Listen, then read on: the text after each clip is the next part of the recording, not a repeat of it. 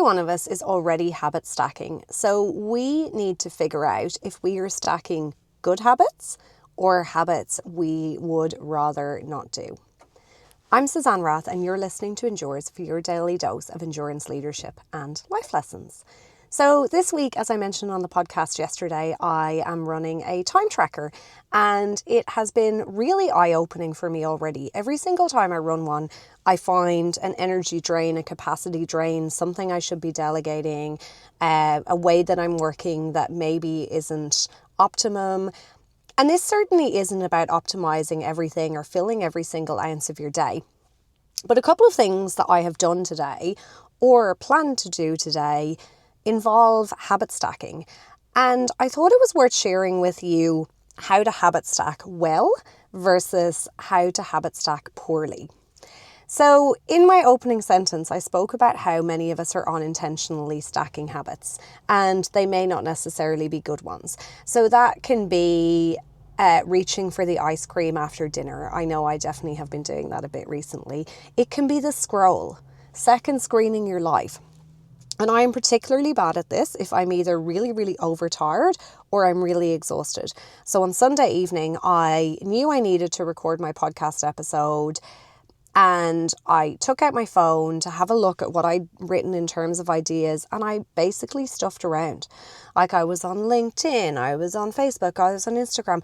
I could not tell you where that probably 45 minutes went, but it was just mindless scrolling. And it was not doing anything for me in a social way, in a mental health way, in a physical health way. There was no value to it. It was keeping me from doing the podcast, which I would have had done in 5 minutes.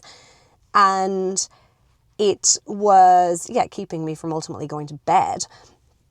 But that is an example of where we sometimes unintentionally stack a bad habit. So do we get up in the morning and reach for our phones? Do we reach for our phone whenever we're uncomfortable? Now, I'm using the phone as an example here, but there's many, many other things that you might find yourself doing as a habit stack that is unintentional, hitting snooze on the alarm again, for example. So an intentional habit stack is where we use this formula. When I do X, then Y.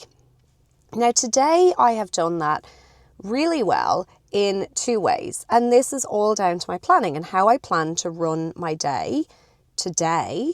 And that comes from the outcomes I want to achieve this week and my major priorities for this week.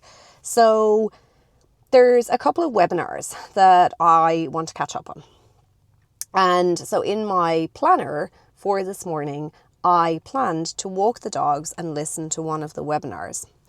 And the second thing is, I know I need to rehab my foot every day.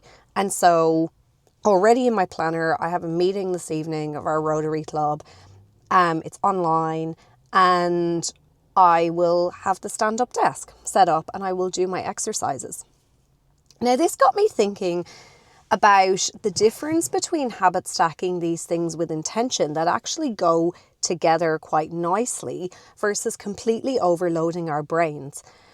I am really conscious of, I mentioned the concept of second screening, which so many of us are doing, right? Like, we're watching a movie and we're on our phone, or we are doing one work task and we're checking another.